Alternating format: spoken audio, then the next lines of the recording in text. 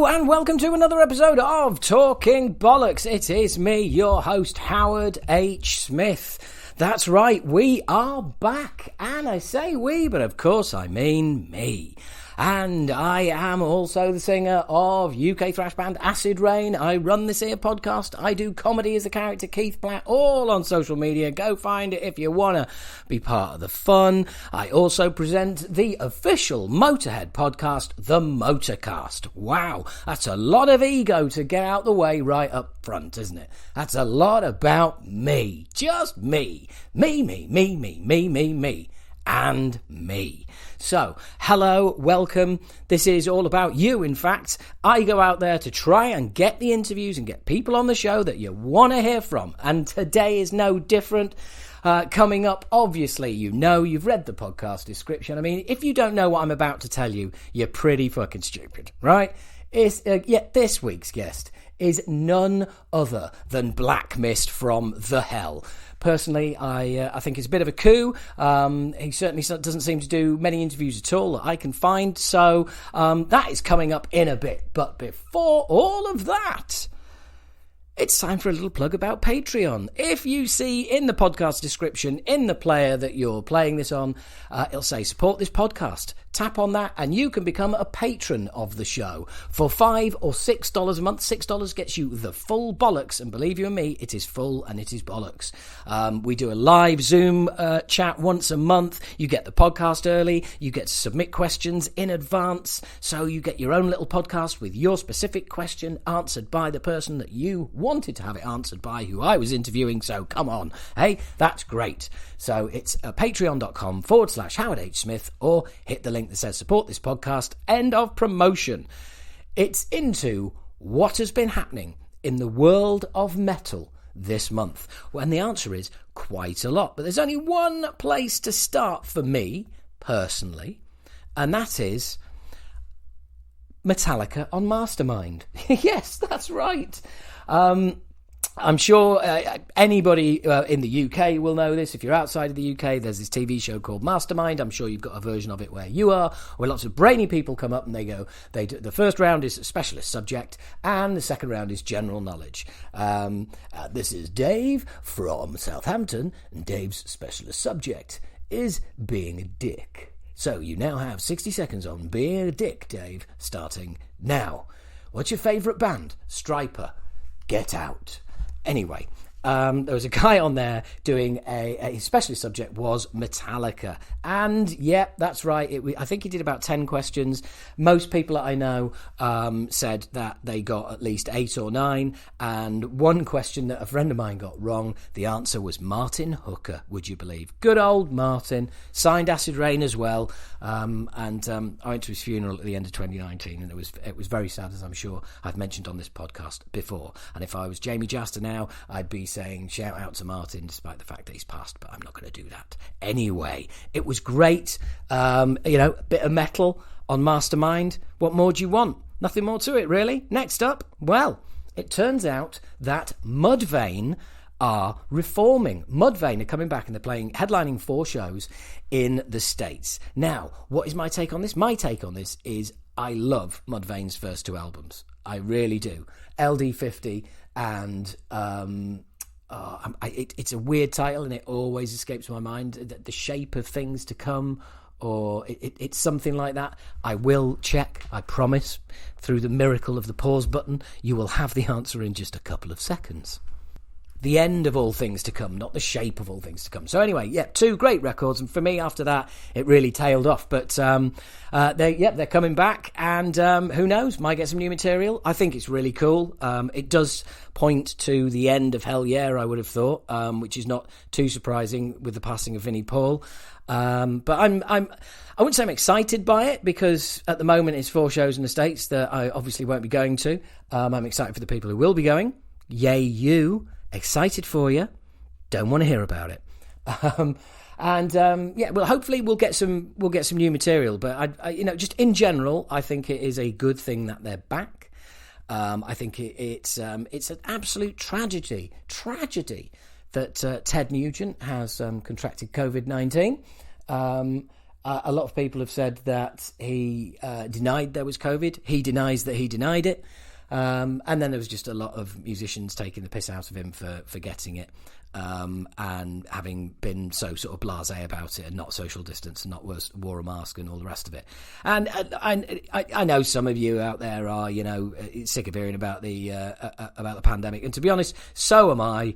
Ted's got COVID. Let's move on.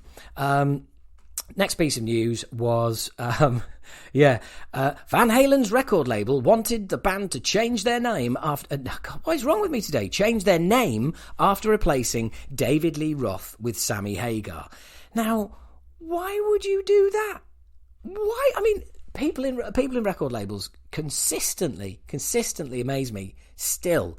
They, not that this is not that this is topical news, but it's just the fact that, why would you bin off like a brand name and a band name that you've been working towards all those years just because one member has left? I mean, that's insane. Speaking as somebody who is the only member of the original lineup of Acid Rain and still using the band name, I mean, obviously I'm gonna come out in favour. But it's just a perfect example of how insane record labels can be.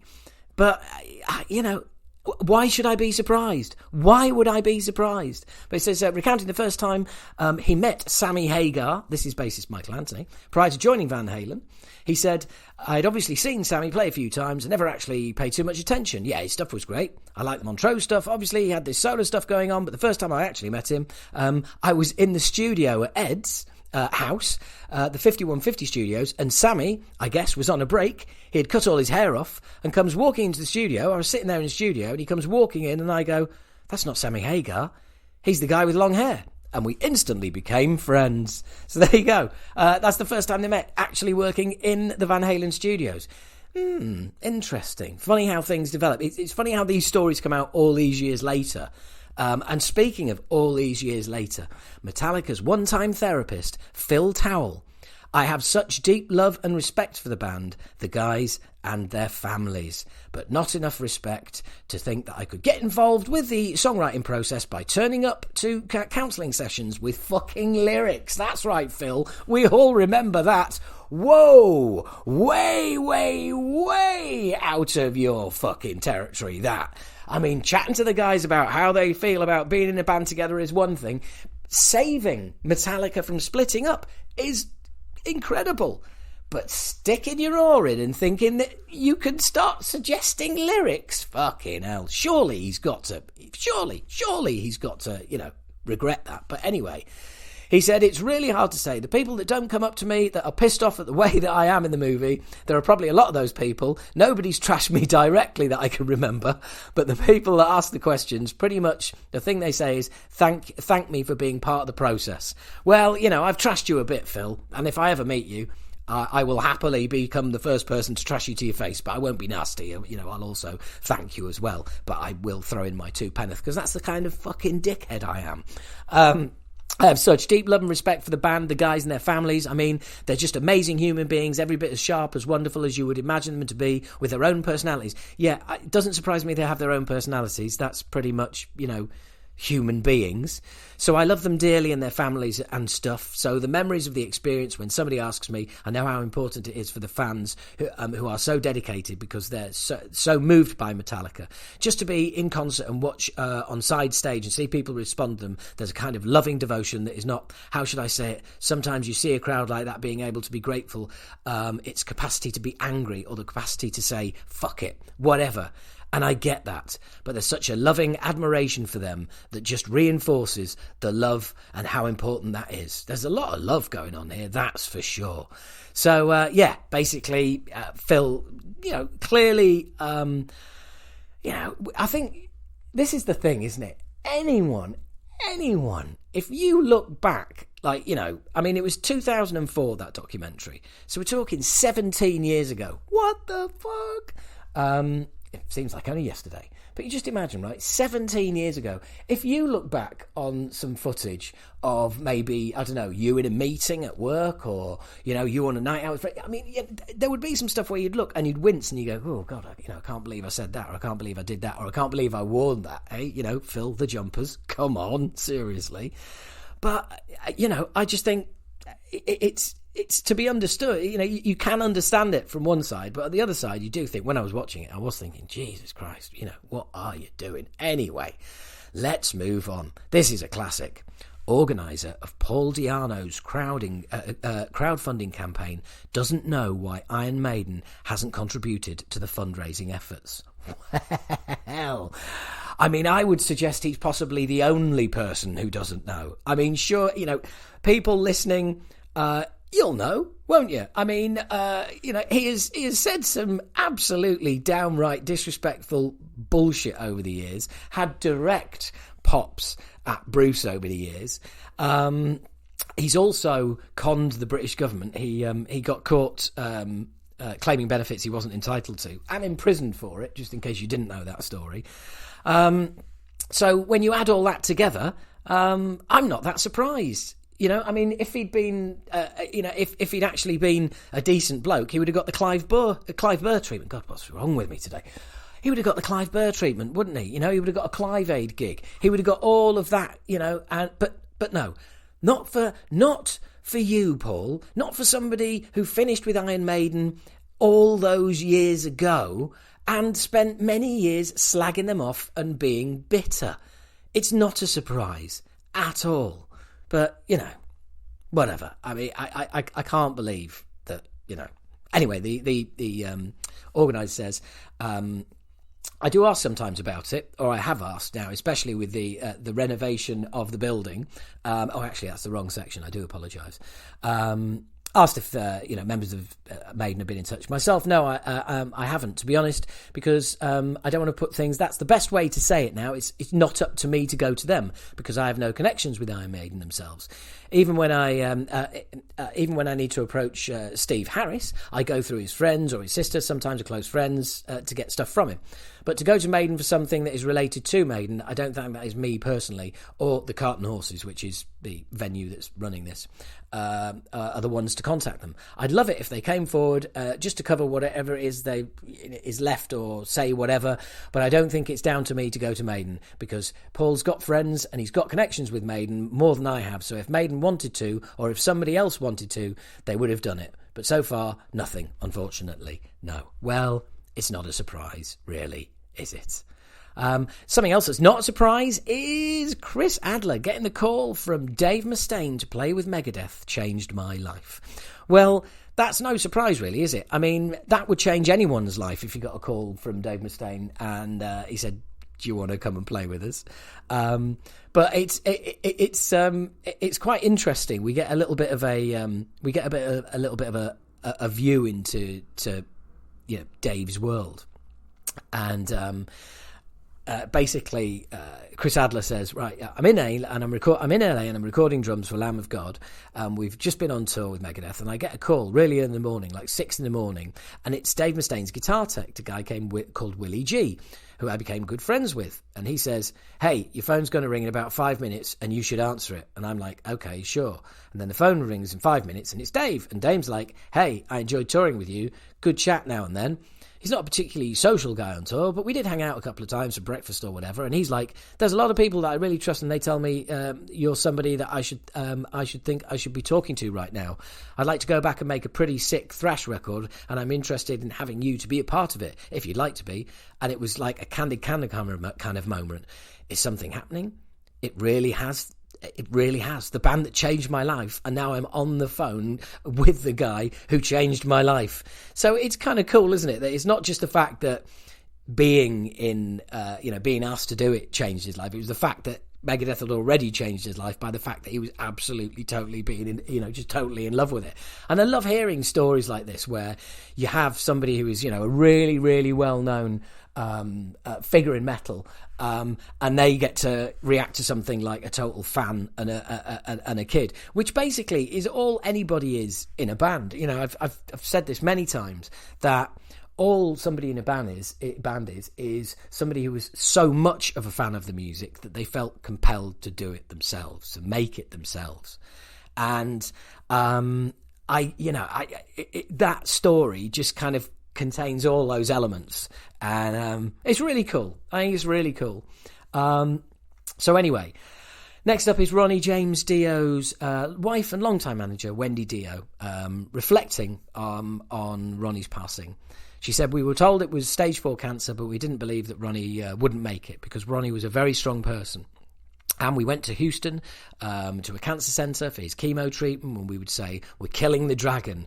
We called it the dragon." How fucking Ronnie, that is so cool. And we said, "We're killing the dragon." Ronnie didn't suffer a lot. He did his chemo treatments, but I didn't think he was going to die. I thought he was going to beat it. When I realised it was too late, it was on Friday, May the 14th, 2010. He got up and said he didn't feel well at all.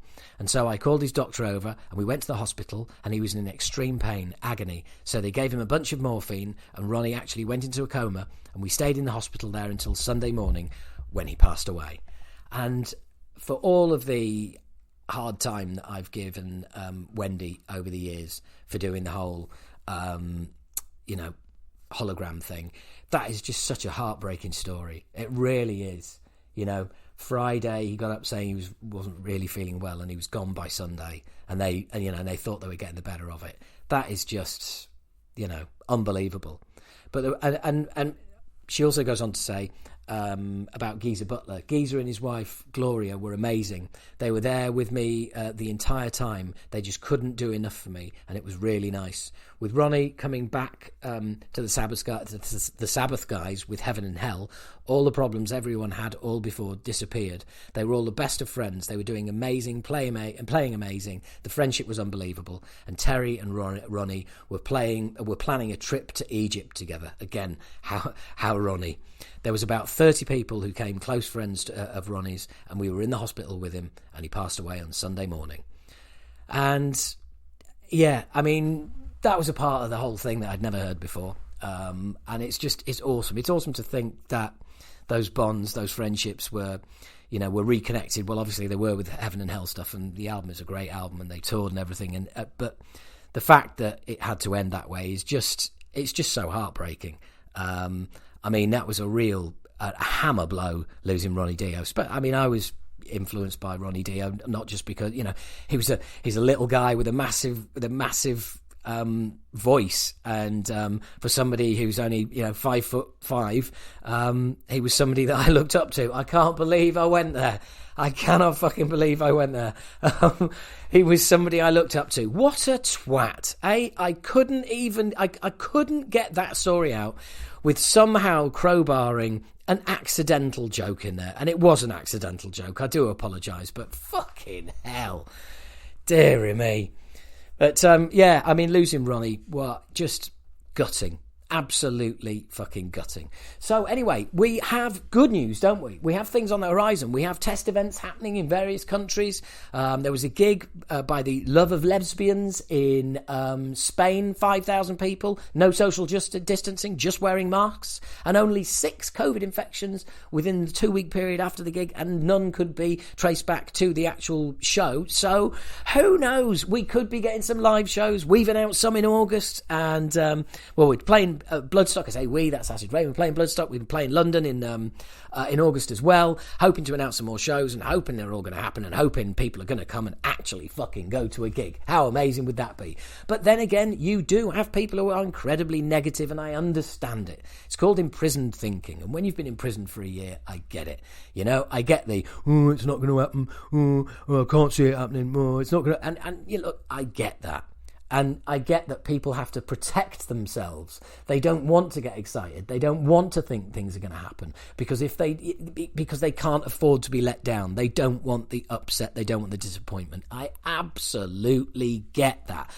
But hey, just look at the evidence, look at the data, and unless a new variant falls out the fucking sky that is resistant to not 1, not 2, not 3, but 4 vaccines, then things are going to change. Certainly in this country. If you're not in the UK, then obviously I don't know how it's going in your country. I hope you're well. But over here, we are hoping to get things back to normal. And, you know, you never know. We might actually get out of our houses and go to gigs. How fucking cool would that be? And when you get to the gig, buy lots of beer, buy lots of merch, support every fucking artist, get your tickets in advance. If the show gets cancelled or it gets postponed or whatever, you'll get a refund or you'll get a ticket to another show. Everybody needs support at the moment, guys. They really, really do. So please do your best. Anyway, that's enough of all that. It's time for an interview. It's time for a chat with the one and only Black Mist from the Hell. Hello. Hello there. Is that the one and only Black Mist? That's me. How are you? I'm very well. How are you? Good, thanks. Yeah, good. Excellent. You got a new EP out as well. You haven't been resting on your laurels. EP? No. Yeah, that's it. Well, you know, gotta keep busy. Yeah, absolutely. And look, what's the thing about Watford Football Club that is tied up in this? What isn't it? Well, you know, we come from Watford. We're scattered around a bit now, but you know, we're Watford lads, and it's a long overdue. Made a banger about Watford FC and Elton John, and yeah, it's self-explanatory, I think. and have you had any feedback from the club? Not yet, no. Though someone I know did actually. He told me he's got an in with Watford, someone at their PR. So who knows? It could be their official 2022 season anthem. Who knows? Who knows? Be screaming down the terraces, I'm sure. Either way. I really hope so. I mean, I'm a Leeds fan myself, but I'm also I'm a huge Graham Taylor fan. Oh, you are, yeah. Of course, who wasn't? Yeah. Yeah, absolutely. I mean, there was and funnily enough, I was listening to a radio show called Fighting Talk that I listen to regularly on 5 Live, and the guy hosting, Colin Murray, was quoting. He said 10 years ago today we had Graham Taylor on for he had to. He was in like the last question or something, and he had to like defend a position or whatever it was. And basically, it was saying he had to defend the fact that Sven is the current England manager, but they should sack him and get me in. And he came out with the immortal line: "You've tried the Swede, now let's go back to the turnip." That's great. I didn't know that. No, yeah, rest in peace. He's been missed. Oh, he was a lovely fella, and that documentary, that Do I Not Like That, is so quotable. Do I Not Like That? Oh, good, yeah, I forgot all that. Oh, yeah, you seen that ball, Des to Barnsley? Hey, you seen it? Hey? Honestly, it's fucking brilliant. Yeah. So anyway, look, Joris, a hardcore opera, part 1, just fucking brilliant album, perfect when it came out. It's just pure entertainment. It was in my podcast's top 5 albums of the year. The listeners, the listeners love it as well. I mean, it's inspired. It really is. It's just pure entertainment, pure fucking entertainment. Well, that's it. Yeah, that's pretty much what it's about. I mean, I don't know. Yeah, it does. You hit me on the head. It's just entertainment. I think we're in a position where I don't have to take us that seriously and can do things like that. So why not? It's I've got very bored of just my day job's recording bands and basically I just got metal come out my ears day and night. So I just thought, fuck it, we're in a position to do something different. Let's just do it. I'm gonna just do it and go full out with it. So yeah, thankfully people seem to like it, which is nice. Well, I mean, that's very magnanimous of you, because I think the amount of work that goes into something, I'm only too aware of the amount of work that goes into something like that, and the way it's put together as well. Because let's face it, you can have the concepts and everything else, but it's all in the delivery. It's got to sound, it's got to sound convincing. The voice actors has all got to be right. That's the other thing as well. It's a bit of a challenge to I mean, it's pretty much, I don't know, is it called Foley in movies? I don't know, but a lot of it was sound effects and getting him, I basically wanted people to listen to it and just be directed and be like, no, I'm in that car with him or whatever. I know it sounds daft, but there's a lot of attention to detail. The things like that, like finding all the right sound effects and all that was so much fun. I got more into that side of it, to be honest with you, than writing the songs. But it's pretty fun. It's something I've never done, and I am going to do it again. The next one's pretty much finished, so. Oh, brilliant! So there's that feeling, given the persona of the band and how you love to dick everybody about. I totally suspected like part 2 was total fiction and it wasn't going to happen. No, it's happening. It's done, and it's really good. It's better. It's more songs. I think now the intro's out of the way, because I think the other thing about the first one is that obviously a big part of it was selling the idea and like getting people into it. So there wasn't actually room for a lot of like songs. They were a bit more like, these are who these people, you know what I mean? It's like introducing characters and that. So that was, it was fun, but this one's got the bangers on. So I think people will hopefully like it again. Who knows? Who cares? Yeah. I like it. It's great. But I tell you, more bangers. There is. I tell you what, I don't give a fuck about nuts and bolts. If I hear that song once, it's in my head for fucking days. Yeah. Well, that was the turning point. That one, I think it was. I think that's the most like. I think then I was like, fuck it, it's going to be like a musical, not just like a. Like a metal album with stuff between it. Yeah. I'm going to make them really like, and that sort of goes off on the end at some like big camp, like stage sort of sound. It's just so daft, but I love it. And the next one's got even more of that. It's just some absolutely ridiculous stuff on the next one. So. Oh, brilliant. I mean, but the fact that you sort of framed it as, a hardcore opera, to the uninitiated, because you look at that and you think, all right, okay, what's that all about? And then you listen to it and you think, fuck me, yeah, that is pretty much what it is, actually. Well, the only reason it's called that is because, again, I mean, Joris is a hard enough thing to explain as it is, but I wanted to call it a metal opera, but when I think of metal opera, I think fucking Evanescence or something, like literally operatic music. Yeah. So I couldn't call it that, and I thought it also sounded like I just thought it sounded shit. We got. The first thing we did to annoy people was a Vice interview years ago, which kind of kicked the band off, where they called us the saviors of hardcore.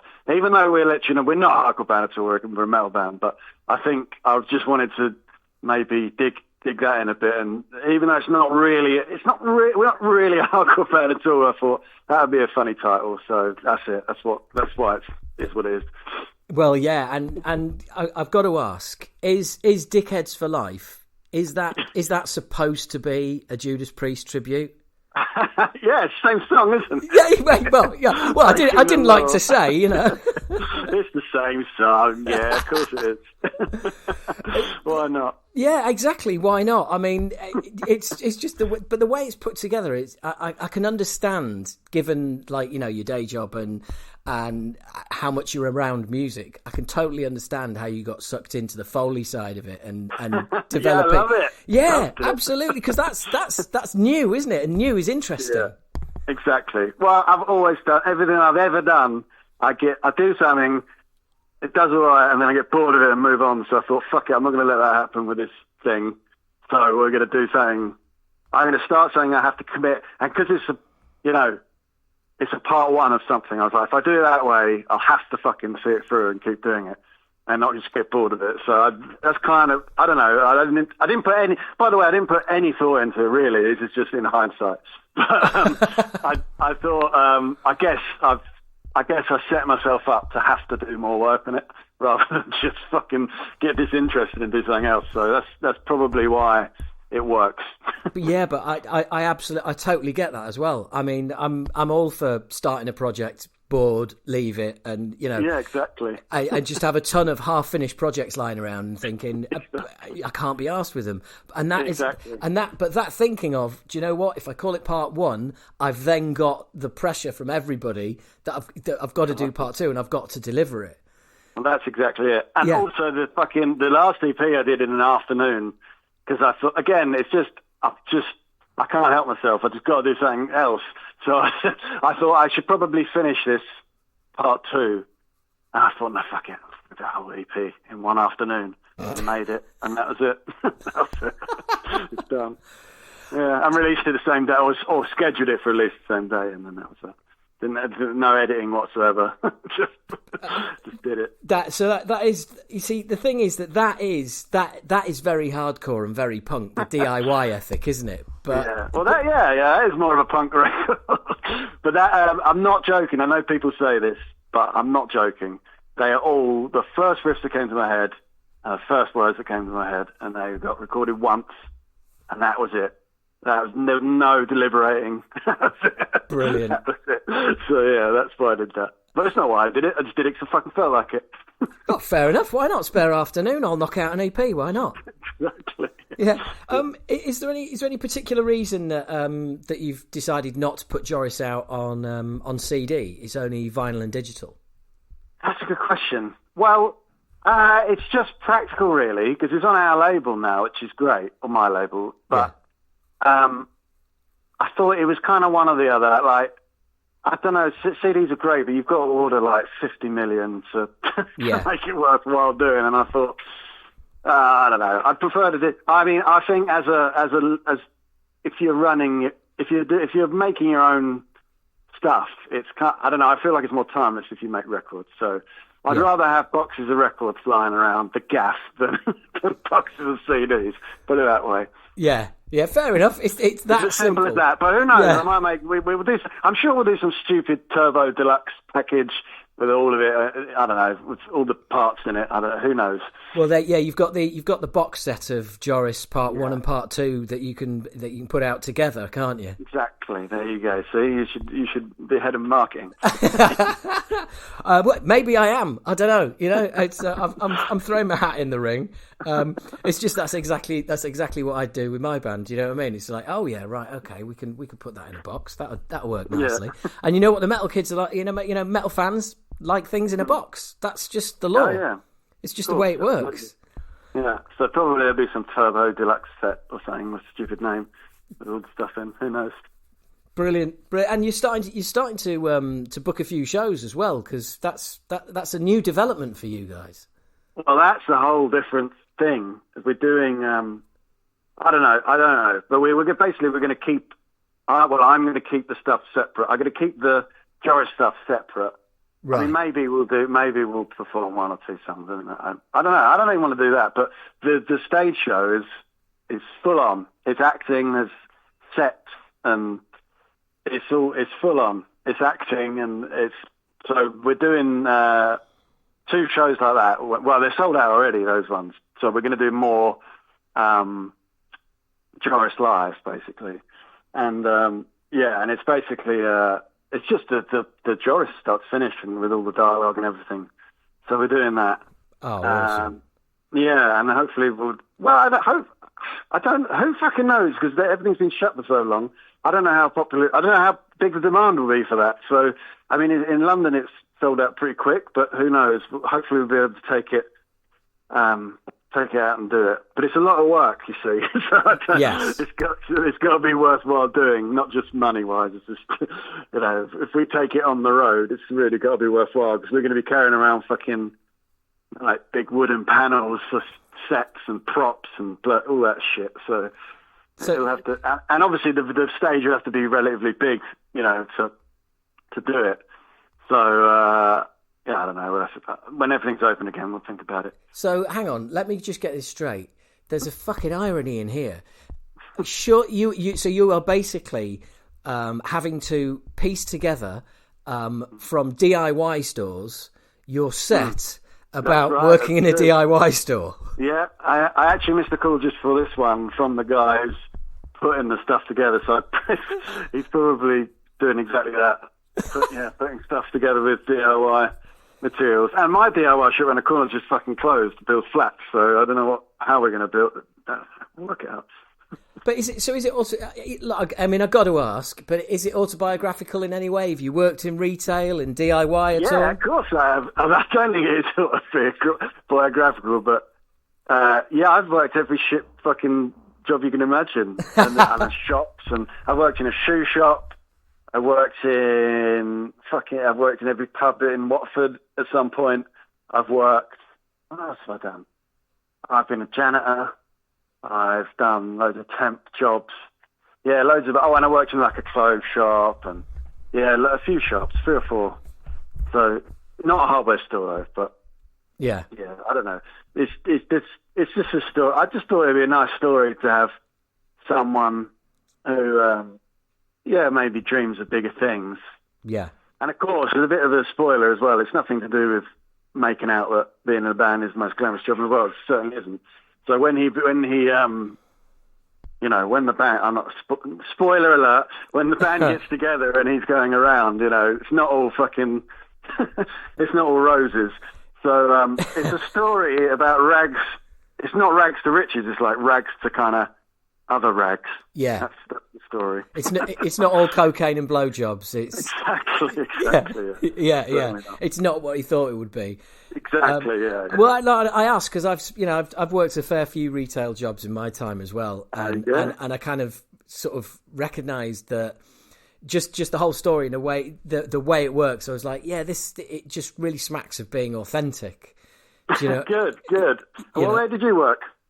Oh God, I worked in first. I worked in the Warner Brothers shop on Regent Street when it opened. Oh yeah. When I moved to London, and that was just horrendous. Doing a Christmas, doing a Christmas on Regent Street in a new store. It was just horrendous, and I'd done other retail jobs, working in a record shop and stuff like that. And then my band signed a deal, and we went off and toured the world and everything. And then that was all over, and eventually I ended up moving to London and going back into retail as a way of earning a living. And it is a great way of finding out that 90% of people are dickheads.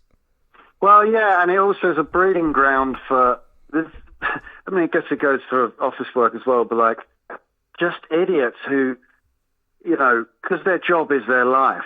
Not that there's anything wrong with that, but you get someone who's like just been given this fucking title that's like, assistant, whatever, and it's just bollocks. It's just bollocks. And you think you're at work getting told what to do by this fucking idiot, and they're relishing in it, and you're just thinking, I wish I could just punch you in the face because you're an idiot.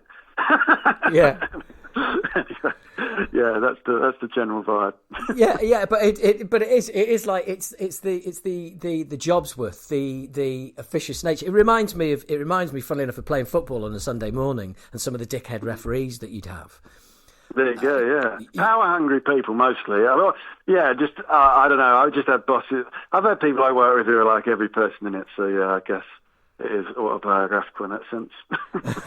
Yeah, but by the same token, it also, doing stuff like that does kind of shape you and does kind of go absolutely. Like, look, I don't want to be fucking doing this for another 10 years. Absolutely. Yeah. And not just that, like, I'll say this as well. I don't want anyone to think that it's like, I think I'm above that because I don't do it or anything. It's nothing to do with that. In fact, I completely admire people who work in hardware stores and do those jobs and with a smile on their face. I'm jealous in a lot of ways, thinking, fucking hell, I wish I could just be that happy and do that. So, it's an admiration of people who have jobs like that. It's not I'm not in any way trying to take the piss out of them. Yeah, and well, that comes across as well. I mean, there's definite clear lines between who the dickheads are in Joris, and I think that's what appeals, because straight away you're basically just, you're seeing it all from Joris's point of view. The narrative runs along those lines, but also it's like you've kind of gone out your way with your with the music as well, because you've strayed it. You kind of stray into other genres and all over the place. Well, again, it's just, I mean, fucking hell, if you're not going to do it in a band like this, when am I ever going to do it? When am I ever going to do a rap song about fucking, someone in a hardware shop? It's just, there's no limit with this band, which is what's so fun about it, I guess. Yeah. I mean, you were born. I'm just looking at the track listing now because you're talking about it. I can't remember half of the fucking songs. What have we got? Yeah, there's some good ones. There's some good ones in there. There's the date. Oh no, what's this song? Got to play it right. Oh yeah, there's sort of a Childish Gambino kind of thing. That Daydream song. There's everything. There's so many different things on it, isn't there? Yeah. Absolutely, but again, this is what I mean by entertainment. I mean, I was recommending it to all sorts of people and on the podcast and everything. I'm just saying, look, I just listen to it, and even if you only ever listen to it once, you will be thoroughly entertained for half an hour. I hope so. Yeah, I'm glad you said that. It's definitely nothing to do with trying to make a good metal album. I didn't even really think about what the songs are going to be, but I just thought, you know what, before I get in my grave, I want to make a fucking stupid musical. Because I loved, like, when I was little, I loved War of the Worlds and, like, Meatloaf, Bat Out of Hell and stuff like that. And, but I hate musicals and theatre and all that sort of thing. But I just thought, fucking, that's the ultimate out of my comfort zone thing, so let's do it. that was the whole impetus. That's the whole thing behind it. I'm definitely, well, I'm with you on the way that you thought, right, I'll write part one and then I have to write part two. That's how I work. And what you've just said there, it's the same again, which is being out of your comfort zone, doing stuff like doing stuff that you almost brackets shouldn't be doing. Yeah, absolutely. That to me is that's the whole point of being in a band. Absolutely, and that's the whole thing. That was the whole thing with the Hell. It was, I got given. I didn't get given. I bought 2 guitars off of someone, and it was some really, really long neck baritones, and they both only had a few strings in them. I thought, these are actually really, really like limiting, but fucking fun. To do something that's only got 2 strings and they're both tuned to the same note, not to the part. I thought it must be doable. So the whole beginning of it was just the challenge, basically. And then I did it. I did the whole thing without even having a band at that point. And then it just goes to show the stuff. I don't know, the stuff. Not to say we're some huge fucking band or anything, but the stuff that I've thought, I can't do that, is always the stuff that does the best. So, and the stuff I feel confident in, no one gives a shit about. That's just life, isn't it? Yeah. Anyway. Yeah, that is how it works. It sounds like you find a need to constantly. I don't want to play Mr. fucking amateur psychologist, but it sounds like you constantly want to be challenging yourself. Yeah, absolutely, 100%. It's life, isn't it? Surely. Well, it's not. For some people, it's the opposite, but.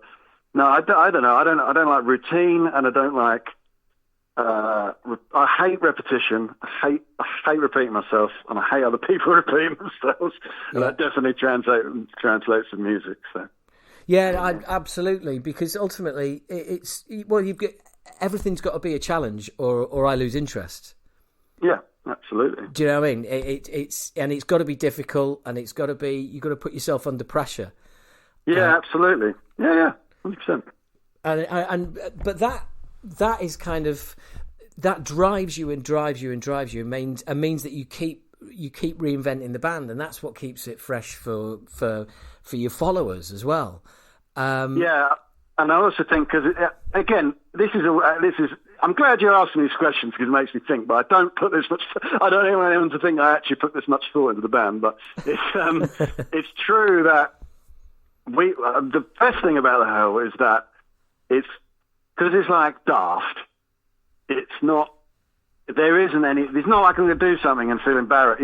I guess it's playing a character, isn't it? It's like, I don't give a shit. I know people say this, but I genuinely don't care if I release a song and no one likes it.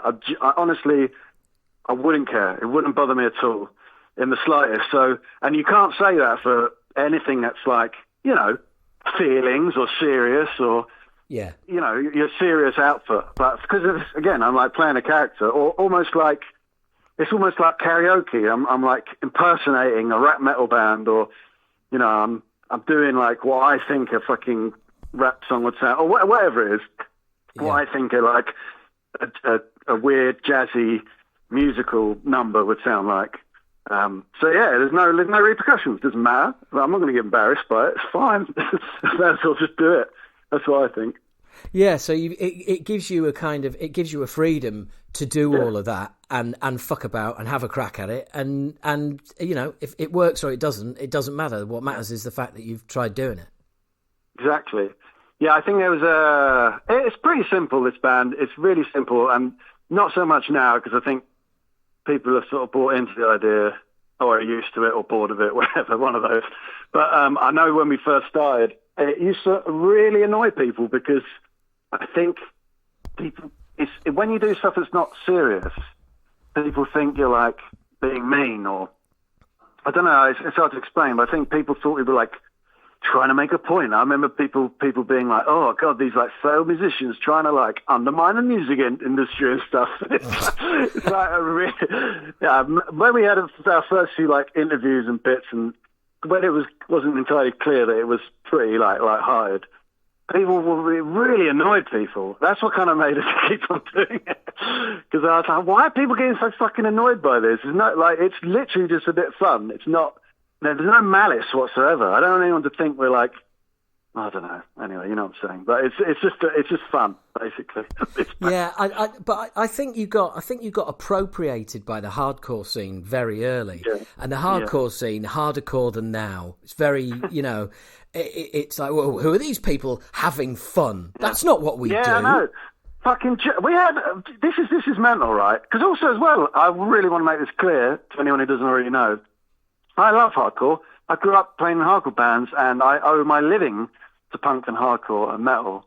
So I'm not like fucking. No one's standing here accusing me of this, but in the past, it's fucking crazy. Like we had Jamie Jester on his like podcast, like calling us out, being like he was like, I think word for word, he was like, these punks need to learn respect. And these kids have got to know that you've got to like come up and earn your fucking place. And all this stuff. It's crazy. I couldn't believe it. I couldn't believe it. I've got it on, I don't know if I've got it, but someone's got it on recorded somewhere. It's just crazy. But it's, I don't know. I don't think, people aren't sitting around talking about us all day, but it is funny to think that, especially in the past, it really annoyed people.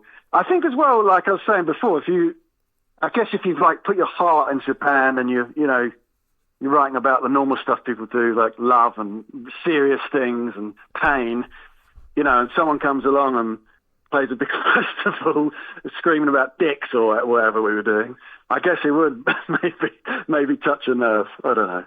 But anyway, my point is we're not a nasty band. We're nice people. Yeah, no, and that comes across. And the weird thing is, with the album coming out in lockdown, it really made me think about the fact that, right, this is actually the life of what is now called an essential worker. And it's funny how before lockdown, people who worked in shops were just a necessary fucking annoyance, and then all of a sudden they turned into essential people overnight.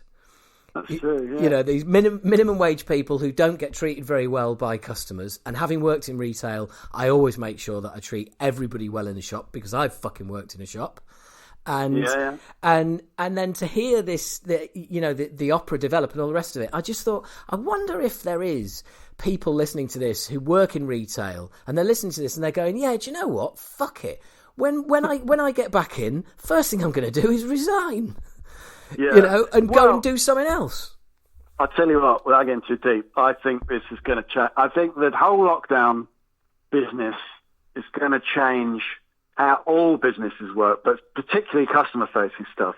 Yeah. Like, shops you can't just open like a huge chain of shops and like watch the money pouring in and treat people like shit and not pay them anymore. It's like you can't get away with doing that anymore, and you can't get away with, I don't know, it could go two ways. It could go the complete opposite. But people who work in offices, they don't have to work, they have to trawl in. And, the whole thing of like some 20-year-old having to go and file in an office with a fucking shirt and tie on and just bollocks, all this bollocks. Like, the people are just getting treated like shit at their jobs. I hope that in a way it changes, and I don't know.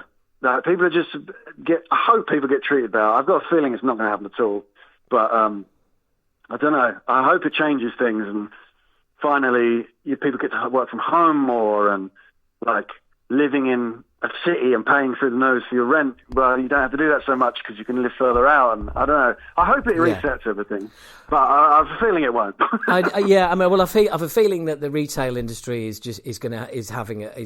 basically had a massive kicking because it was on the slide anyway. And during lockdown, the companies who've absolutely had a brilliant time are the people who didn't need any help in the first place, like, you know, Facebook, Apple, Google, Amazon. You know, they're all absolutely killing it in lockdown. And that's a shame. But I think just the choice, you know, it's like, if you want to work from home, you can do. And if you don't want to work from home, you can do that as well. Because, I mean, I work from home, and it's not all fun and games, because it does mean that you are at work all the time. Yeah. You know, and sometimes it's nice to get out and actually have that change of routine and be able to shut the door and leave the job behind that door. Yeah, absolutely. Yeah, true. That's true. I hope. I mean, I've just had a son, and I really hope that when he gets older, I hope it's accelerated because of all this. I just really hope that he doesn't have to go through the bullshit I did to just afford to live, like the shit jobs I had to do. And again, like you said earlier, it's character building, but I don't know, just some of the bollocks I had to do, and I just think, those jobs won't exist soon, thank God. Who knows? Yeah, no, absolutely. And but the timing of it coming out and just kind of discovering it in lockdown, and just the entertainment aspect of the album as well. The fact that they're you know, it's funny. There's just great lyrics in it. There's great, you can sing along, you can shout along, and it's an album that you listen to with a smile on your face the whole way through. And that for me is what hit home so much, because lockdown hadn't been going long, and it was just, everything was just shit. And here was this half an hour of sunshine that I can put on and just make the day a little bit easier. Oh, I'm glad we could do it. I'm glad I could do that for you. Oh, mate, thank you very much. I tell you, if we're in the same room, I'd give you a kiss. Masks on, obviously. Yeah, distance. Yeah. Socially distanced. So you're looking forward to doing shows and getting back to it. You know, it's a weird landscape that we're all going back to. I mean, we've got a festival in August and a London show in August, and I'm kind of like, right, well, you know, apparently. What's your band? I didn't even ask. What's your band? I play in a thrash metal band called Acid Rain. Oh, okay. Have you played the Black Heart the past year or so? No. We usually play the Underworld if we're playing London, which we are. All right. I'm joking. No, the only reason I ask is because I was doing I did loads of thrash bands. It was like I was doing front of house there for a little bit. Ah, right, okay. Well, no, we were basically around from 88 to 91, and then came back in 2015. Amazing. So yeah, it's a long old. Basically, I'm an old bastard, right? Yeah, I was going to say I'm definitely know the name. Amazing. Right. Well, we're playing in London in August. I'll feel free to come along. But by the sounds of it, being a new dad, you've got enough on at home right now. Well, we'll see. Who knows? Yeah, there's a lot on. He's doing all right. Is he? And is that your first son? It is, yeah. First time lockdown baby. Yeah, brilliant. Great. Yeah. Oh, that's awesome. He's not called Joris by any chance, is he? He's not. No, he's not. Yeah, that would have been a pretty hard sell to your partner, I'd imagine. Yeah, no, I don't think so. But Joris is like, how did that idea land? I know that's a fucking bollocks question, or was it something that was just like ruminating in your head for a long time? Because there's absolutely. Because there's a few things that you've said where I know I work the same way, and I'm just wondering, because what I'll do is I'll have an idea and I'll just leave it there and let it mature and like settle, and it could be there for weeks, months, but I'll be adding to it in my own head. And then eventually it's kind of gets big enough to start actually working on. Yeah, I mean, it's hard to pinpoint when it began, but I think I've wanted it for ages. The other thing to remember about the Hell is that we didn't do anything for, I think, 4 years, a long time anyway. And even the first EP, we did an EP called Dush that was released at the beginning of last year. 1st of January, in fact, the very beginning of last year. But that was recorded ages ago. But I just sat on it for it. So until Joris, it's like 4 years or something. Hadn't done anything. I just I don't know, I just felt completely uninspired. We'd been really busy. We'd done loads of festivals and had loads of fun. But I got feeling the same way as I did when I was a bit younger in bands. Just thinking, this is, after a while you just think, I don't know if I want to go and tour supporting metal bands that I think are shit. You know what I mean? I don't feel like I don't sound so snobby, but I thought, it's not what I want to do. It's not fun. So what can I guess subconsciously I was thinking, if we come back, what can I do that will separate us from all that, you know? And like, not for popularity, but just make it a headline act in a sense, like, why would you come and watch that show? So that was my thing. I haven't really put this much thought into it in a linear sense, but I just thought, like, what would I want to see if on a show? Would I want to see, three bands of dudes in plaid shirts, banging their heads? No, I can see that. Like, I've fucking seen that a million times. Like, what can we do that's going to be stupid? And there was I had a few stupid ideas, but that was one of them. And also Joris, I don't know if you're familiar, but the name Joris is from a fan we had a long time ago who can't... Oh, God, it's such a long story. It's got long enough. But there was a guy from Belgium called Joris, and he got in contact with us saying, like, I want to play with you at I'm pretty sure it's Pukkelpop. But I want to play on stage with you. And he sent, like, this weird audition video. It didn't make any sense. This stupid video. And we went, all right, then. Fine. So we made this big hoo-ha through our social media about him, you know, like on the road to Pukkelpop, basically. Like we made this mini celebrity out of him, basically. Right. And so by the time he stepped on stage in Belgium, people were chanting his fucking name. Like, yeah, it was great. It was mental. It was so good. And anyway, that idea of this sort of, again, it sounds so mean saying a nobody, but, you know, like someone who's not in a touring band or whatever. Yeah. It's like, to be able, you know, it's just cheesy story of his dream coming true. I thought that would be such a great idea for a musical. But yeah, I mean, so the original idea was kind of like making that story into a musical, but I was like, do you know what? It's so weird and it just wouldn't translate. So we did an equivalent of an English guy who lives in North London, who wasn't Belgian, but he just happened to be called Joris anyway. So the name Joris was just like a sort of a tribute to this guy, I guess, and completely unrelated. So I was completely wasting time telling you that story, but that is where the name Joris comes from. Oh, mate, there'll be plenty of people listening going, oh, great, and now I know where the name comes from. Well, yeah, so anyway, and that's the idea, yeah. And yeah, I don't know. That's it. That's all I got on that. It's a fucking weird name. I might have known it was Belgian. Yeah, he's a lovely guy. He's a really weird guy. Not weird as in weirdo, but he didn't have. He didn't have an email, so I've contacted him just making sure it was all right to use his name, but I had to email his friend, who then relayed the message to him. Just, odd. Very odd, yeah. Yeah, it's funny. So I don't even know what he thinks of the album. No idea. I haven't spoken to him about it. But So the guy that the album is named after, you haven't got any idea whether he likes it or not? No, not really. Actually, you know what? I think his girlfriend messaged about sending a record over, which I haven't done yet. So maybe I should do that. That's pretty brutal that I haven't done that. But, so you've got T-shirts knocking about with his name on and everything.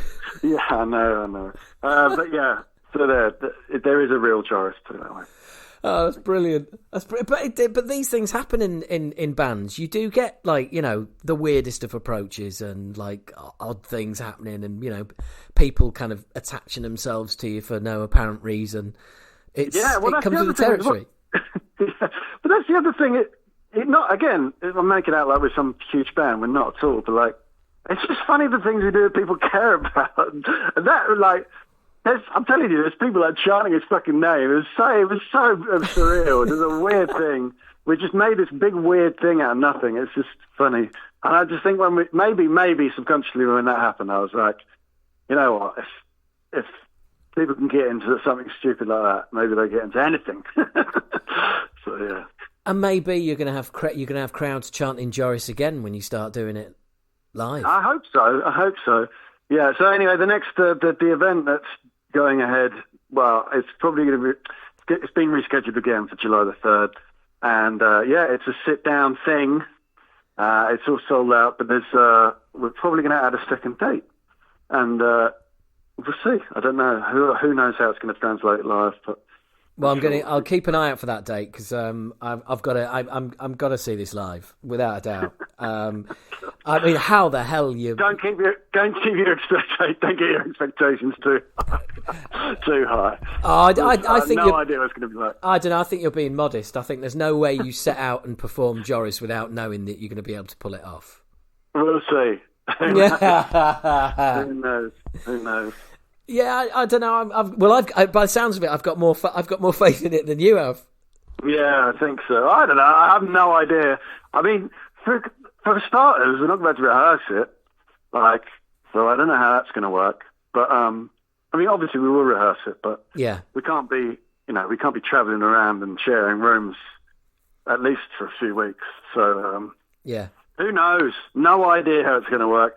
I've invented. I'm actually looking at it now. I've invented this box, which is like it's a sort of an all-in-one in-ear monitoring system. But what I've done is actually sort of pre-recorded. I'm giving the secrets away now. Pre-recorded cues, so everyone's got in-ears, and it will sort of tell them like, "Oh, you're due on stage now. Go to this. Go to here." The song's going to kick in like 20 seconds or so. So basically, wow. Hopefully it negates the need for us to like actually there'd just be someone like in your ear, like on telly, like when they're on telly and people go, all right, tell them the weather's up next. It'll be like that in your ear. So anyone could do it in theory. So basically, are you going to have somebody sort of side stage just basically being a prompt in people's earpieces? But this is what I'm saying. It's all pre-recorded. Oh, fucking hell, right. So the show is like, it's basically, the whole show is on a it's all automated, basically. Yeah. But we're playing instruments and we'll be singing the songs and doing all that. I think the dialogue we're probably going to stick to being mimed, maybe. I don't know. Again, I don't want to give the secrets away. It's all real. It's all live. Yeah. Yeah, I love the idea though. What you were saying earlier about I don't necessarily want to go out supporting shit metal bands, and so that makes you sound so up my own arse. Yeah, I know, but don't worry. It sounded great when you said it. All right, don't panic, right? But it's I love the idea that you've just gone right. Okay, well let's create something whereby playing this live, nobody will want us as a support act.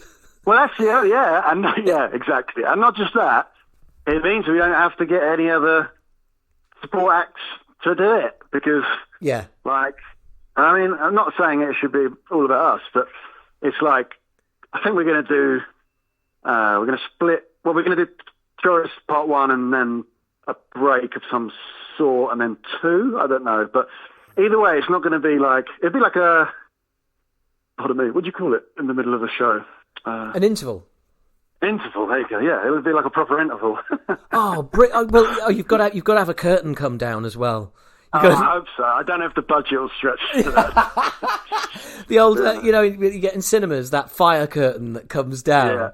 Yeah. Again, limit your expectations, please. Yeah. It's really not going to be that high budget. Oh no, I'm wanting Oscar-winning performances out of this. maybe a rag goes down. But yeah, delivering it live is going to be, I mean, so you're going to do part one, and what's the plan for part two? Have you got a kind of time frame for getting that out? I mean, it was a couple of months ago originally, but I think, I don't know, I just didn't want to rush it, so it's probably going to be June for release. Right. Now, I think. But yeah. It's up to us. Really. I love that. I love that. I don't want to rush it, says the man who wrote and recorded an EP in a day. Yeah, well, exactly. Yeah, but this is a different thing. Yeah. I don't want to regret. It's completely different. That's the other thing as well. Here's the other thing about The Hell is that this album is the first thing that has taken time. Like all the other albums before.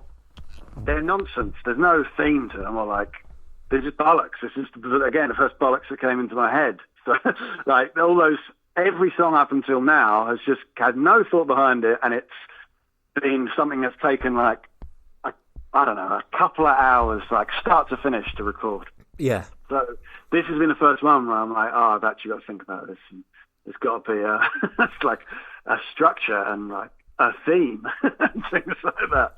But, so it does take a lot longer. It takes fucking ages, I'll be honest. But I get that. I also I understand that ultimately, what you've done before is, look, I don't want the band to turn into work. So it's got to require. So it's almost got to require little effort. Yeah. To make it fun. Yeah, absolutely. I mean, it's not effort. It's hard to explain. Like, it takes ages, but what takes ages is like, I just don't want to talk to my shop, but like making someone who's like far away sound like they're going from far away to up close, and getting their footsteps to match to sound realistic. And like there's bits in the new one, it's like when he goes outside, the echo of the inside stops, and it's just all these things you don't even think about. Because I was like, I don't want it to just sound like shit. I want you to literally if you put headphones on, be like, it literally sounds like I'm there. You know what I mean? Yeah. So that's what I wanted. I think I've achieved it. I don't know. I don't know. Well, the thing is, I understand that what you want to do is losing yourself in something that is not necessarily. It's almost not band related. You could be working on a movie. Yeah, absolutely. And it's a different set of challenges, because the last thing you want when you're working with music all day is to then be working away on music of your own that becomes a chore. Precisely. Yeah, that's exactly it. And even the way that everything, like, nothing is real on that. Also, as well, here's a spoiler alert, nothing's real on it. Like, there's not a single amp used ever in The Hell, or anything. I mean, the drums are all programmed. That's probably no surprise, but it's it basically, it's the opposite of what I have to do for other bands is what I end up doing with The Hell. Because I don't want to be scrolling through fucking menus and setting stuff up. Actually, I tell you a lie. The next album is a bit more bandy because there's real drums for start, the first time ever. Wow. And there's it's just a bit more interesting. There's more real guitar sounds and stuff. So the production is this last album is the first time I've put even an inkling of effort into the sound of it. Everything before, I just think, whatever. First cool sound I come up with is like, that's the guitar sound for the whole album. That's it. There's no like fun. There's no trying to be clever. And this album, I was like, do you know what? I wanted to sound half decent, this one. So it does sound, if I don't say so myself, sounds pretty good compared to all the other stuff. But the next one is more of a band effort. Like, it's not just like the me show. It's more. There's more like real drums, and the other characters as well have got more of a chance. I think actually I don't have much dialogue in the next one, so it's not really about Joris, the next one. So anyway, but how mad is that? How mad is that we're having this conversation about dialogue? Do you know what I mean? Are you in a fucking band or not? I don't know. I want to push the limits and have one. I'm not going to do this, but I'd love part 3 to be no music whatsoever. Just like what's that radio show? The Waltons. What is it on the radio? Oh, the Archers. Archers. Waltons. The Waltons. The Archers. Yeah. Yeah, it'd be like that.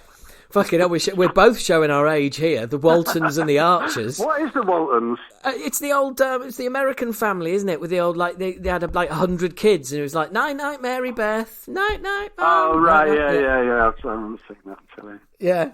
Repeat. But do you know what? I think that'd be brilliant. Joris Part 3 comes out, and the whole thing's just fucking dialogue and sound effects. I don't know. I think I'd be pushing our luck. Yeah. I definitely want to do...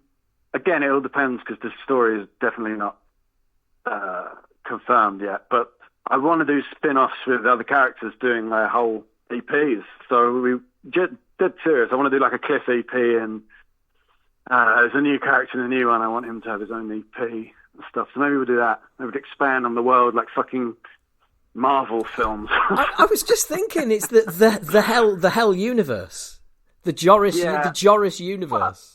I mean, look, I'd love to be able to do that. I'm not sure there's enough fans to warrant doing too many spin-offs, but maybe I'll just do it for fun anyway. Who cares? I'll do it for my entertainment. Well, funnily enough, do you know, this morning I had a really good chat with a movie director who has put together documentaries for bands. He did one on Terrorvision. He is just about to put one out on Life of Agony. Cool. He's working currently on one with your friends Nickelback. But he's also worked on a whole bunch of, like, you know, recognised films that you'd know, like, you know, Moon and Revolver and all sorts. So he's whilst talking to you in the same day, and I'm just thinking, God, these worlds are coming together slowly but surely. Do you know what I mean? And we get Ziggy Bowie or whatever his name is directing our Duncan Jones. The movie. Yeah. Well, that's what I'm thinking. Yeah, because that's got to be. It's got to happen ultimately. Is that something that, you know, if someone came up to you and said, "How about it?" What do you? Yeah, obviously, but obviously, as long as it's their money they're using, they can do whatever they want. I think it's a little too niche, personally, but I mean, look, who knows? Yeah, but... I'd love to do a movie of it more than anything, but I just wouldn't know where to begin, obviously. And we'll see. And if anyone's listening to this and wants to make an animation or a movie, please get in contact. yeah, absolutely. So you've not. I mean, we've got a mutual friend, Rusty, who runs. So he's done loads of stuff for the Hell and my other music stuff. Yeah. Well, he did both the videos for our last album, and he's been a friend of our guitarist for like years. So he's done loads of stuff for you. You've not tried to dump this on him, then, have you? So right, do a whole movie then. Oh, Rusty? Well, we did talk about it. It's just so fucking hard at the moment. Yeah. I don't know. Just you know what? It's just a daunting prospect, and I'll definitely chat to him about it again. It's one of those things. It's like, you know, I can ask him and be like, "Can you do loads of work for, well, not that much money until it comes in, and maybe it'll come in, but maybe it won't. I don't know." Yeah. It's quite a commitment. It's not like one music video, is it? It's fucking. I mean, having said that, it's like, how long's the album? 30 minutes, I think? Yeah, about that. 25 minutes, apparently. On to Spotify. Yeah, 25 minutes of film. It's not that much. Oh, I can hear the cogs turning. Yeah, I don't know. We'll see. What was it like when you approached the rest of the band with it as well? Because I mean, you know, you're turning around and saying, right, okay, new album, bunch of new songs, but also, you know, and you also you're going to need to act in it and all that. And I mean, that's a lot. That's a lot to ask of, you know, of your fellow bandmates. Where they're completely up for it. Absolutely, completely up for it. I don't know what it's going to be like doing the acting stuff with them, or me. By the way, I'm not a fucking actor. I don't know what I'm doing, so I don't know what that side of it's going to be like. But everyone's up for it, I think. I don't know, but they're like me. They just think the balmiest ideas the better. So everyone's in the same boat. We're all We're not just saying an opinion. So Well, it should be great.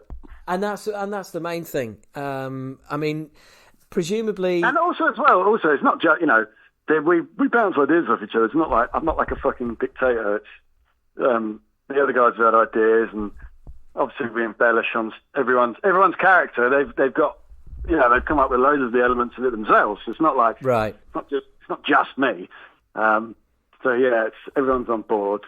And obviously we've all got the same sense of humour, otherwise we wouldn't be in a band together. So it's not like there's no hired guns. We're all fully aware of what the hell it is about. So yeah, we're all on the same page. And that page is just enjoying it and having fun. Yeah, exactly. Yeah, and occasionally slagging off some bands. Why not? Yeah, I don't even want to do that anymore. I think it's cheap. It's that. Yeah, I don't know, that side of it. I'm not so fussed about. Well, yeah, but I don't think it was maybe so much cheap. But ultimately, I've never seen you slag anybody off who didn't thoroughly fucking deserve it. Well, that Nickelback thing, it really makes me cringe in hindsight. But that was just because I think his voice is so funny. It's nothing to do with the band. I know people I discovered since that they're like they're low-hanging fruit, should we say. Yeah. People love taking the piss out of Nickelback. But it's only because me and, I won't say their real name, me and Nails, just thought it was really fun doing an impression of their voice and just making up, not even words.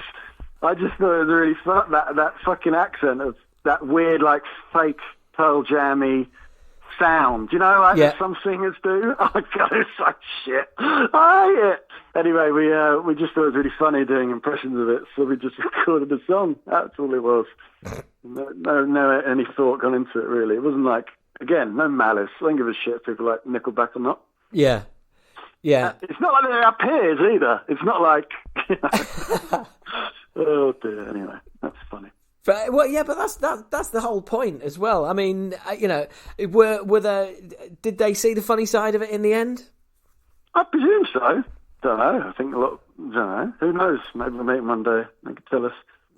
Yeah, and I hope they did, because it's just coming from a funny place, like you say. It's just messing about.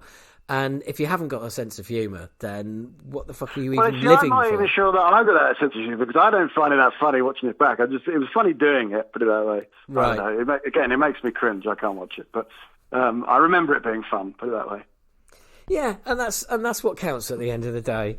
So you've got plans to play live again. You've got the new album coming out again. It sounds like the hell is kind of fully back and up and running to an extent that it hasn't been for a long time.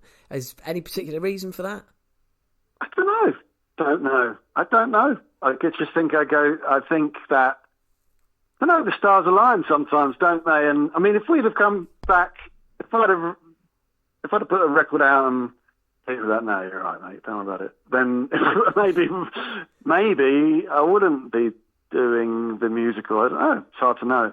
Yeah. But that EP that we did for Joris, it just did pretty well, and people it's just connected without a big label. No, it's our first record not on a big label. I think that was the other thing as well, is the reason we went away for a while, is because there's no goss, but things kind of soured with our label, or the communication broke down with our label, put it that way. Right. And we didn't stop because we were labelless, but I just think the thought of, I don't know if you've been in this position yourself, but the thought of starting up again, trying to find someone to put a record out, writing the record, getting people together, doing shows, deciding what shows, that whole thing, I just thought, oh, fuck it, I can't be bothered. For ages, I just thought, I can't be bothered to do this. Start it up again. But then the EP was already recorded, so I was like, well, I'm just going to do it myself.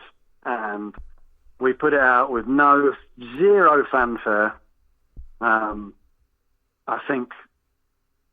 I email? I think I made a press pack, which is quite professional. I made a press pack and sent it to a handful of people. There was definitely no big, it just went. It got big by word of mouth, and and now those songs are our most popular out of our entire back catalogue. So I don't know if that hadn't happened. Maybe you don't know. You just don't know what's going to happen. But that did happen, and yeah, now we've got our own fucking label. We do everything on our own terms, and it's all go again. And it's nice. It's nice having people not giving you shitty emails or, you know, expecting you to meet deadlines and then not meeting theirs and all that shit that everyone's been through. Yeah. If you've been on the label. So now I'm like, well, it doesn't matter. Literally, I just press enter and schedule a release. So it's not like I don't have to deal with dickheads, basically. Yeah. So it's a bit more inspiring. Not that our old label were dickheads, by the way, in case anyone's going to look them up and start spreading shit. But there's no bad blood. It's just, yeah, like I said, for whatever reason, it just, I don't know. We weren't communicating with each other very well. So we definitely work better on our own, doing our own thing. So that's what we're doing. And it's wicked, and it's liberating, and I'm excited about it. So we're going to do loads of stuff, hopefully. Who knows? Or maybe the next record will be a flop, and then we never do anything again. I couldn't tell you. It's not in my hand. It's out of my hands. Oh, that's brilliant. Do you know what? That's the perfect place to leave it, really, because that's you know that. I don't mean good. Sorry, I said good. I didn't mean good as in fucking hell. Thank God. Yeah, glad you think that. Well, that's an excellent cliffhanger. We've got people completely confused as to what's going to happen next. Me too. And I guess, yeah, exactly. That's the way you want it. Look, I can't thank you enough for taking time out of your Sunday. I really, really appreciate it. Thank you very much. I'll let you know when this comes out. Tag you and everything. And I'm going to get to one of those London shows without a doubt. I've got to see Joris performed. That's an absolute must.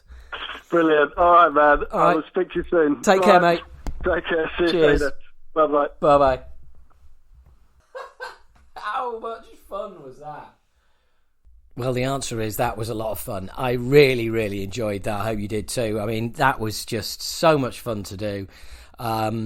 Probably a memorable interview. I really, really enjoyed doing it. It was on a Sunday evening.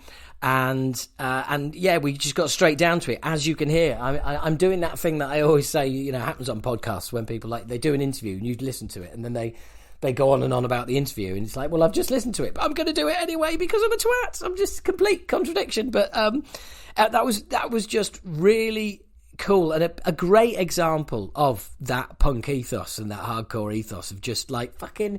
Or metal, you know, hardcore, underground, DIY metal, whatever you want to call it, of just not giving a fuck, of putting things together. And I love the idea that, you know, Joris was put together so they wouldn't have to tour with any other shitty bands. They could just do something of their own. And I am going to try and get to some of those shows. And I'll let you know. I mean, I'm going to try, but they're selling out so quickly. It's unbelievable. But they should be amazing. So, I mean, if you haven't heard Joris Hardcore Opera Part 1 yet, then please do. That was one of my albums of 2020. It's 28 minutes of absolute, well, actually, it's however many minutes we've mentioned it was, of just total entertainment. There's nothing out there like it. Seriously, if you're listening to this and you've got no intention of listening to it, I would just say, just for the entertainment value, you just listen to it all the way through and you will enjoy it. It's a story. And there is some absolute earworms in there. I don't give a fuck about nuts and balls and tickets for life. I mean, it's just fucking great. It really is. I'm auditioning as a backing vocalist right now. Christ, can you imagine me as a backing vocalist? There's no chance of that happening, is there? With my rampant ego desperately trying to get on the lead mic. God dear me, that would be you don't want me anywhere near that shit. But just a great interview to do. Real fun.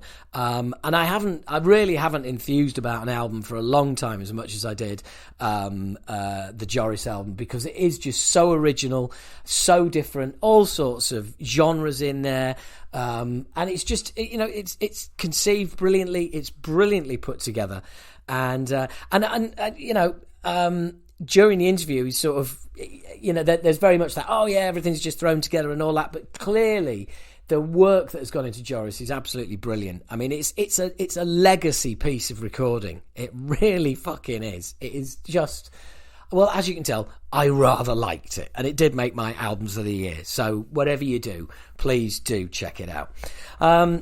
So it just remains for me to say, look, we're coming to the end of the podcast. And we're coming to the end of the podcast. We're coming to the end of the podcast. It's about time. It's about time. We're coming to the end of the podcast. It's nearly an hour and a half. There's only one this week, but you'll be getting some more.